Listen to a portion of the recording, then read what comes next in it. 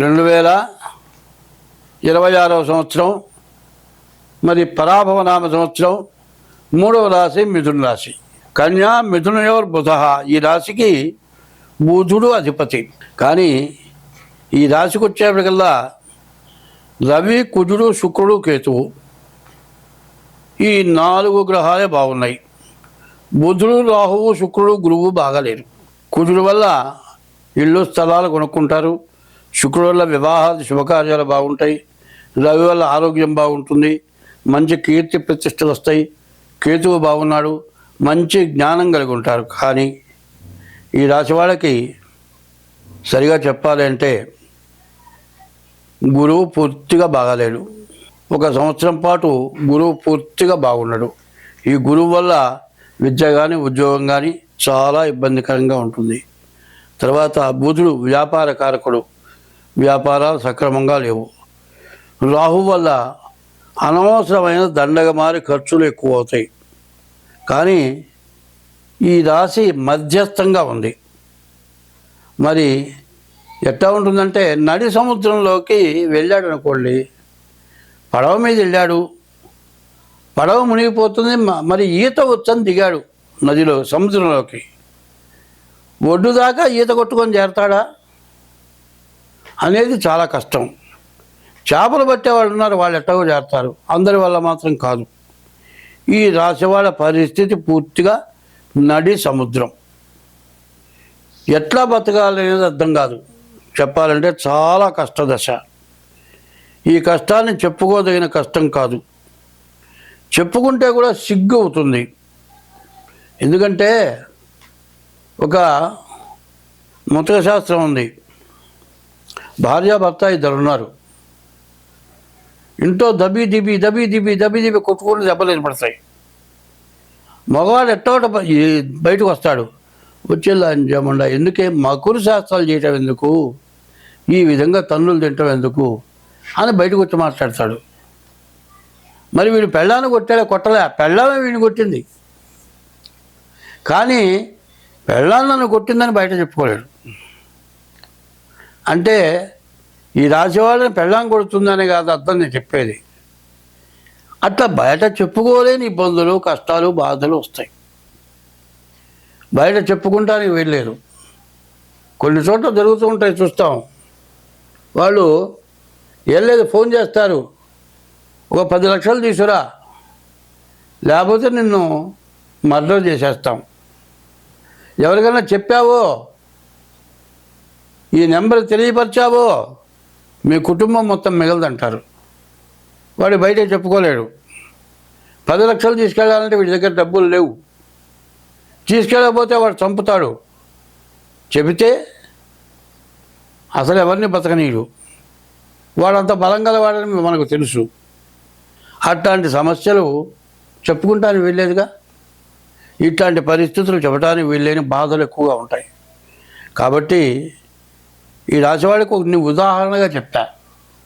ఆ బాధలు చెప్పుకుంటే నామర్థం. వాడి పరిస్థితి ఏంటంటే నిజంగా లేనివాడు లేదు అంటే వాడికి అన్నం పెట్టేవాడు లేడు.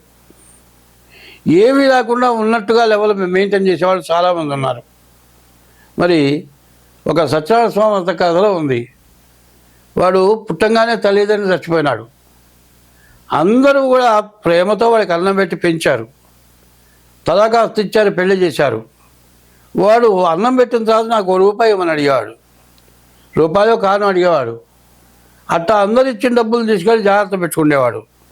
వాడు పెట్టిన అన్నం తినేవాడు, వాళ్ళు ఇచ్చిన పాత గుడ్డలు కట్టుకునేవాడు. అట్టా చేసి స్టేట్ లెవెలు, మరి రాష్ట్ర లెవెలు, ప్రపంచ లెవెల్లో వ్యాపారం చేసేవాడు. ఇంత వ్యాపారం చేస్తూ ఎక్కడికి వెళ్ళినా సరే వాళ్ళ ఇంటికి వెళ్ళి అన్నం పెట్టమని అడిగేవాడు. అనుకునేవాడు, అబ్బో వీడు గొప్పవాడ్రా, ఎంత మంచివాడు వీడు, మా ఇంటికి వచ్చి అన్నం పెట్టమని వాడు అడిగాడంటే వాడికి అన్నం పెట్టడం అంటే చాలా గొప్పగా భావిస్తారు. అడుక్కునే వాళ్ళకి అన్నం పెట్టడానికి భావించరు. బాగా డబ్బు బలిసినవాడు, గొప్పవాడు వచ్చి అన్నం పెట్టమంటే వాడికి పంచపక్ష పరమాన్నాలతో అన్నం పెడతారు. దరిద్రుడికి చెద్దన్నం పెట్టలేదు. ఇప్పుడు జరుగుతుంది అదే పరిస్థితి. కాబట్టి బాధలు ఎట్లా ఉన్నాయంటే అన్నం అడుక్కు తినడానికి లేదు. ఇవాళ ప్రతివాడు కూడా లేడు. కారణం ఏంటంటే కష్టపడుతున్నారు. ఇంత కష్టపడ్డా కూడా కడుపుకి తినడానికి దొరకని పరిస్థితి వచ్చింది. ఆఖరికి అడుక్కొని తినేవాడు కూడా అన్నం పెడితే తీసుకొని రూపాయి ఇస్తే తీసుకుంటాడు. వాడు రూపాయి కూడా పనికిరాదు. ఇప్పుడు వాడికి 10 రూపాయలు కావాలి. మినిమం 10 రూపాయలు ఇస్తే తీసుకుంటాడు. రూపాయి ఇస్తే ఇస్సిరి మొహాలు కొడతాడు. అట్లాంటి పరిస్థితుల్లో ఇవాళ గౌరవంగా బతికేవాడికి కష్టం వస్తే ఏం చెప్పుకుంటాడు చెప్పండి? అడుక్కు తినేవాడి దగ్గర లక్షలు ఉన్నాయి. వాడ మధ్యతరగతి వాడి దగ్గర రేపటికి రోజులు లేవు, రేపటి రోజులు లేవు. కాబట్టి అట్లా ఈ మిథున రాశి పరిస్థితి పూర్తిగా అర్ధాన్నం చతుర్మధ్యం అని చెప్పాలి. అర్ధాన్నం చతుర్మధ్యం, కడుపు నిండా తినటానికి లేదు. చతుర్మధ్యం అంటే ఎందుకు పనికిరాకుండా, దేనికి ఎటు పనికిరాదు. ఆ పరిస్థితి ఈ రాశికి కనపడుతుంది. కాబట్టి ఈ రాశి వాళ్ళు తప్పనిసరిగా మీ డేట్ ఆఫ్ బర్త్ ద్వారా జాతకం చూపించుకోండి. తర్వాత ఏంటంటే ఈ రాశికి వచ్చేప్పటికల్లా గురువు పూర్తిగా బాగాలేడు. ఈ గురువు పూర్తిగా బాగుండకపోతాన మాట కుదరదు, చదువు సాగదు. చదువు సాగలేదని కాపీ కొట్టారంటే డిబార్ అయిపోయి ఇక జీవితంలో చదువుకునే పని ఉండదు. ఉద్యోగం చేస్తూ ఇబ్బంది, ఇట్లాంటి కష్టం వచ్చినప్పుడు లంచం తీసుకున్నాడు అంటే వాడి ఉద్యోగం పోతుంది. బతకటానికి మార్గం లేకుండా పోయే పరిస్థితులు ఈ రాశికి ఎక్కువగా కనబడుతూ ఉన్నాయి. కాబట్టి ఈ రాశివాడు ఎంత జాగ్రత్త పడితే అంత మంచిది. ప్రతివాడు కూడా రాశి ఫలాలు కానీ సంవత్సరాల ఫలాలు కానీ తెలుసుకోవాలి. ఎట్లా తెలుసుకోవాలి అనేది ఒక విధానం ఒకటి ఉంటుంది. ఎట్లా విధానం అంటే ఇంగ్లీష్ అక్షరానికి ఇంగ్లీష్ చదువుకునేవాడికి ఏబిసిడీలు, తెలుగు చదువుకునేవాళ్ళు ఓ నమః శివాయ ఈ కాక ఇట్లా అక్షరాలు. అది ఎట్లాగో నీ రాశి ఎట్లా తెలుసుకోవాలి అంటే దానికి విధానం ఏమిటనేది ముందు తెలుసుకోవాలి. ఈ విధానం అందరూ తెలుసుకోవట్లేదు. మా తాత పేరు పెట్టారయ్యా వెంకయ్య, నా రాశి చెప్పు అని అడుగుతున్నారు. మీ తాత పేరు పెట్టింది నీకు రాశి రాదు అనేది ముందుగా తెలుసుకోవాల్సిన అవసరం ఒకటి ఉంది. అది ఎట్లా అంటే నీవు పుట్టిన తారీఖు రోజున నక్షత్రం ఉంటుంది. ఆ నక్షత్రాలను బట్టి రాసి వస్తుంది. 27 నక్షత్రాలండి. ఒక్కొక్క నక్షత్రానికి 4 పాదాలు. 27 × 4 108 వచ్చింది. ఈ 108 ఏమిటి? 27 నక్షత్రాలు ఏంటి? 12 రాసులు ఏమిటి? ఇదంతా కూడా దైవపరం, దైవ సంబంధమైంది. నువ్వు ఏ మతం కానీ, ఏ కులం కానీ, ఏ భాష కానీ, ఈ 108 దేవుడి గుళ్ళో పోతే ఏమంటే అష్టోత్తరం పూజ చేయమంటారా, సహస్రం చేయమంటావా అంటారు. అష్టోత్తరం అంటే 108. 27 నక్షత్రాలు ఇంటూ 4 పాదాలు కలిపితే 108 పాదాలు అయింది. ఈ 108 పాదాలని 9 చేత భాగిస్తే, 12 చేత భాగిస్తే 9 పాదాలు కలిసి ఒక రాశి వస్తుంది.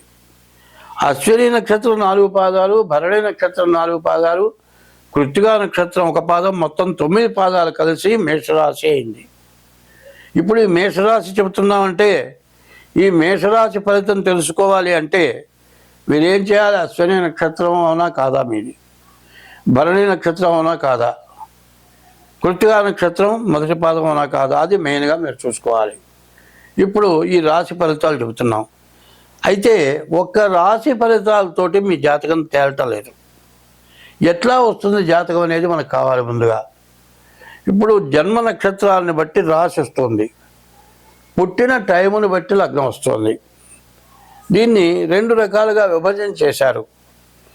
మరి జన్మ నక్షత్రాలను బట్టి వచ్చే రాశి గోచారం, చంద్ర సంబంధమైన రాశి లెక్క. జన్మ లగ్నం వచ్చేప్పటికి సూర్య సంబంధమైన లగ్నం. సూర్య చంద్రులు ప్రధానమైన గ్రహాలు అవటం చేత గోచారం ఒకటి, రెండోది గ్రహచారం. ఈ గ్రహచారం ఎట్లా వస్తుంది? పుట్టిన తారీఖు రోజున 24 గంటల్ని 2 గంటల చొప్పున లెక్కేసుకుంటే 12 × 24, 2 గంటలు ఒక్కొక్క రాశి వస్తుంది. ఏ రాశిలో పుట్టావు, ఏ లగ్నంలో పుట్టావు, 12 లగ్నాలు. ఈ లగ్నం సూర్య లగ్నం, ఇదేమో గోచారం చంద్ర లగ్నం. మరి గోచారం 25 వంతులే జరుగుతుంది. జన్మలగ్నాన్ని బట్టి 75 వంతులు జరుగుతుంది. పూర్తి జాతకం కావాలి అంటే డేట్ ఆఫ్ బర్త్, పుట్టిన తారీఖు, నెల, సంవత్సరం ద్వారా జాతకం చెప్పుకోవాలి. అట్లా డేట్ ఆఫ్ బర్త్ లేని వాళ్ళు ఇవో చేతులు చూపిస్తున్నారు, ఇట్లా ఈ అరిచేతుల్లో రేఖలు ఉంటాయి. దీని ద్వారా జాతకం తెలుస్తుంది. పూర్తి జాతకం కావాలంటే ఈ 2 విధాలే కనపడుతూ ఉన్నాయి. ఈ 2 విధాల్లో కూడా మరి మన ప్రభుత్వం కూడా ఒక నిర్ణయం చేసింది. ఈ ఒక్క బొటనవేలు ముద్ర, ఈ బొటనవేలు ముద్రతోటి ఒక వేలు ముద్రకి ఇంకో వేలు ముద్రకి సంబంధం ఉండదు. ఎంతమంది అయినా సరే నీ వేలు ముద్ర తప్పు అంటే తీరా వస్తే రేఖలు బట్టి కనుక్కుంటున్నారు. అట్లాగే ఈ రేఖలు కూడా చాలా ప్రత్యేకమైనవి. కాబట్టి మీ రాశి కానీ మీ లగ్నం కానీ తెలుసుకోవాలి. ఎట్లా తెలుసుకోవాలి అనేది ముఖ్యంగా చెబుతున్నాను. 25వ సంవత్సరం నుంచి 2025 నుంచి 2028 వరకు కూడా చాలా విపరీతమైన సమస్యలు వచ్చి రావడానికి సిద్ధంగా ఉంది. ఇప్పుడున్న సమస్యలు ఎట్లా ఉన్నాయో కొద్దిగా తెలుసుకోవాల్సిన అవసరం ఉంది కాబట్టి చెబుతున్నాను. మరి ఇదివరకు వర్షాలు విపరీతంగా కురిసినాయి. నిన్నటిదాకా చలి విపరీతంగా వచ్చింది. ఇప్పుడు మరి కార్తీక మార్గశిర మాసాలు గ్రీష్మ ఋతువు, మంచు రోజులు. ఈ విపరీతమైన మంచు కురుస్తుంది. మంచు ఎట్లా ఉంటుంది? తెల్లవారుజామున బయలుదేరితే కనీసం 10 గజాల దూరంలో ఉన్న ఎదురు మనిషి కూడా కనపడ్డు. అటువంటి మంచు. ఆ మంచు ఎట్లా అయిందంటే చివరికి ఐసుగడ్డల్లాగా తయారైపోతుంది. నిన్ననే మా పిల్లవాడు కాశ్మీర్ వెళ్ళారు. ఈ కాశ్మీర్లో శారదామ్మవారి గుడి, అక్కడ పూజ చేయాలని వెళ్ళారు. అక్కడ ఒక 12 అడుగుల ఎత్తున మంచు పేరుకుపోయింది. రోడ్డుతో మొత్తం మూలబడిపోయినాయి. మరి అది ఇంతవరకు కనీసం వారం అక్కడ ఉన్నారు. ఇవాళే బయలుదేరుతున్నారు. నిన్న అమెరికాలో కూడా చెబుతున్నారు విపరీతమైన మంచు పెరిగిపోయింది. ఇవన్నీ జరగడానికి కారణం ఏమిటనేది మనమే కారకులం, అది గుర్తుపెట్టుకోవాలి. ఏమిటి మనమే కారకులం అంటే స్వార్థం, విపరీతమైన స్వార్థం. ప్రతివాడికి స్వార్థం. నేను బాగా గొప్ప ఐశ్వర్యవంతుడి కావాలి, నాకంటే ఎవడో గొప్పవాడు ఉండకూడదు అనేటువంటి ఈ స్వార్థం వల్ల విపరీతమైన ఆశ ముందు పెరిగింది. ఆశ చివరికి ఏమొచ్చిందంటే బాగా డబ్బున్నవాడు వాళ్ళకంటే ఎక్కువ డబ్బు కావాలి, కానీ ఎవరికి కూడా దానం ధర్మం చేయకుండా విపరీతమైన దాన ధర్మాలు ఎట్లా ఉంటాయంటే మరి 10 కిలోల బంగారంతో ఒక కిరీటం చేయించారంటాడు దేవుడికి. 10 కిలోల బంగారం అంటే ఒక తులం వచ్చి 10 గ్రాములు ₹1,00,000 అయింది. మరి కిలో వచ్చేవాడికి ఎన్ని గ్రాములు ఉంది? ఇంత బంగారం తీసుకెళ్ళి దేవుడికి పెడుతున్నాను అంటున్నావు, బాగానే ఉంది. అన్నం లేని వాడికి అన్నం పెడుతున్నావా? అది లేదు. పోనీ అన్యాయంగా సంపాదించావు, తీసుకెళ్ళి 50 కిలోల బంగారం దేవుడికి ఇచ్చానంటాడు. ఎవరిచ్చారో పేరు చెప్పొద్దు అంటారు. ఇది బ్లాక్గా సంపాదించారు. ఇవాళ ప్రతి వ్యక్తి కూడా ప్రతి వాళ్ళకి ఆడవాళ్ళకి బంగారపు ఆభరణాలు కావాలి. కనీసం మంగళసూత్రం కావాలంటే ఆడవాళ్ళకి బంగారం కావాలి. ఒక మంగళసూత్రం చేయాలంటే 1 గ్రాము వచ్చేప్పటికల్లా కనీసం 12,000 చిల్లర 14,000 దాకా వస్తుంది. 2 మంగళసూత్రాలు 2 గ్రాముల మంగళసూత్రాలు చేయాలంటే 25,000 మంగళసూత్రాలకు అవుతుంది. కనీసం మంగళసూత్రం చేయించుకుంటానికి కూడా మధ్యతరగతి వాడు చేయించుకోలేని పరిస్థితి వచ్చింది. ఎందుకు వచ్చింది? ఇదివరకంటే డబ్బు ఉంటే బ్లాక్ డబ్బు పట్టుకుంటున్నారని బంగారం కొన్ని దాచిపెట్టుకుంటున్నారు. ఐశ్వర్యవంతులంతా కూడా బంగారం విపరీతంగా దాచిపెట్టుకున్నారు. అదే ప్రపంచ దేశాలు మొత్తం బంగారం దాచిపెట్టుకుంది. ఎందుకు బంగారం దాచిపెట్టుకుందంటే ఒక దేశానికి యుద్ధం వస్తుంది. యుద్ధం వస్తే యుద్ధ సామాగ్రి కావాలంటే డబ్బు కావాలి. డబ్బు కావాలంటే ఈ దేశం డబ్బు ఇంకో దేశానికి చెల్లదు, కాబట్టి బంగారం అయితే చెల్లుతుంది. అందువల్ల ప్రతివాడు బంగారం దాచిపెట్టుకున్నారు. బాగా ఆలోచించండి. ఇది ఈ బంగారం దాచిపెట్టుకోవటమే కాదు, బంగారం విపరీతమైన రేటు వచ్చేసింది. మరి తులం 2 లక్షలకు పోతుంది బంగారం. ఈ బంగారం ఒక్క గొలుసు వేసుకోవాలంటే కనీసం 3 తులాలు లేని బంగారం రాదు, గొలుసు రాదు. 3 తులాలంటే 3 తులాలు 3 లక్షలు. ఒక చిన్న గొలుసు 3 లక్షల రూపాయలు అవుతుంది. దొంగలు బాగా మధ్యతరగతి వాళ్ళ దగ్గర మాత్రం గొలుసులు దోచుకుపోయే వాళ్ళు తయారైనారు. ఇది ఈ స్వార్థం వల్ల గొంతులు కోసి దోచుకుపోయే పరిస్థితి వచ్చింది. ఈ స్వార్థం విపరీతమైన స్వార్థం. ఈ స్వార్థంతో ప్రపంచం నడుస్తుంది. కాబట్టి దీనివల్ల చాలా ఇబ్బందులు, స్వార్థాలు. అన్ని దేశాలు నేనే గెలవాలి, ప్రపంచ దేశాల్లో మొత్తానికి చక్రవర్తి నేనే కావాలి. ఇదివరకు రాజుల్లో జరిగింది. ఇప్పుడు ప్రపంచంలో ప్రతి దేశం కూడా ఇట్లాంటి స్వార్థపరమైనటువంటి స్వభావాలు ఎక్కువైనాయి. నువ్వు ఎట్లా సంపాదించావో అన్నది కాదు, ఎవరి దగ్గర ఎంత ఐశ్వర్యం ఉన్నది, ధర్మంగా సంపాదించావా అధర్మంగా సంపాదించావా, ఈ సంపాదించింది నువ్వు ఏం చేసుకుంటావు, ఎంత సంపాదించినా తినేది ఏమిటి అనే విచక్షణ జ్ఞానం పోయి బ్రహ్మంగారు చెప్పినట్లుగా మనిషిని మరిచి పొడిచి చంపుకుండే యోగం దగ్గరికి వచ్చేసింది. ఇక బంగారం మానుకోవాలి జనం. మధ్యతరగతి వాళ్ళు బంగారపు వస్తువు మెళ్ళో వేసుకునే అవకాశం ఇక లేదు, వేసుకోకూడదు. వేసుకుంటే వాడు బతకడు, వాడు సాగు దగ్గరికి వచ్చింది. వాడు రూపాయల నోట్లు బదులు ఇవాళ ఏమొస్తున్నాయంటే చలామణి 1 గ్రాము దగ్గర నుంచి మరి 100 గ్రాముల వరకు అవే రూపాయి బిళ్ళల్లాగా మారే రోజుల దగ్గరికి వచ్చినాయి. కాబట్టి ఈ పరిస్థితుల నుంచి మనం బయటపడాలి అంటే ప్రతి వాళ్ళ యొక్క జాతకం చూసుకోవటం ఒకటి. రెండోది, మనం సక్రమంగా బతకడానికి మార్గం ఏమిటి తెలుసుకోవాలి. ఈ మనిషి మార్గం ఎట్లా బతకాలి అంటే 4 కులాలు బ్రాహ్మణ, క్షత్రియ, వైశ్య, శూద్ర. ఈ 4 జాతకాలు, 5 పంచమ జాతి. అందరూ ఏకమైతేనే బతకగలం. ఈ జాతికి ఆ జాతికి విచక్షణ జ్ఞానం ఉండకూడదు. ఇక అందరం మనం మనుషులందరూ మనిషి అనేవాడు ఎట్లా అంటే మనుగడ బతకడం ఎట్లా తెలుసుకున్నవాడే మనిషి. కాబట్టి మనుషులందరూ కూడా ఏకంగా ఉండాలి. ఇవాళ నేను చెప్పబోయేదాన్ని ఏమిటంటే ప్రతివాడు కూడా మీ జాతకం ఎట్లా ఉందో చూసుకోవాలి. ఈ జాతకం ఎట్లా వస్తుందంటే నీవు పూర్వజన్మలో నీ తల్లిదండ్రులు చేసింది, పూర్వజన్మలో నువ్వు చేసింది, ఈ జన్మలో నువ్వు చేసింది, ఈ పాపం వల్లే నీకు జరుగుతుంది. ఈ పాపం విపరీతం అయిపోయింది. కాబట్టి ప్రతివాడు కూడా జాతకం చూసుకోవటం, దానికి దోషాలు ఏమిటో తెలుసుకోవటం, దానికి ఏ పూజలు చేస్తే బాగుంటుంది, ఏ విధంగా అయితే మనం బయటపడతాం అనేది తెలుసుకోవాల్సిన అవసరం చాలా ఉన్నది. దీన్ని మాత్రం అందరూ గుర్తుపెట్టుకొని దీంతో ప్రవర్తన చేయటం.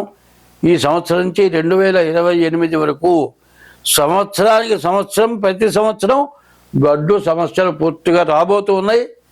తినటానికి బియ్యపు గింజ కూడా దొరకని పరిస్థితి దగ్గరలోకి వచ్చింది. కాబట్టి బ్రహ్మంగారు రూపాయికి చిట్టి గింజలు దొరకవన్నాడు. చిట్టి అంటే పిల్లలు ఆడుకుండే చిట్టి ఇంత. కనీసం 10 చిట్లు అయితే ఒక మనిషికి సరిపోయే బియ్యం ఆహారం వస్తుంది. ఆ రోజులు రావాలా, మనం సక్రమంగా ఉండాలా. అంటే మనం సక్రమమైన మానవత్వం కలిగి ప్రవర్తిస్తూ మీ జాతకాలు చూసుకొని దాని విధానంగా ప్రవర్తించండి. అందరికీ బాగుంటుంది. స్వస్తి.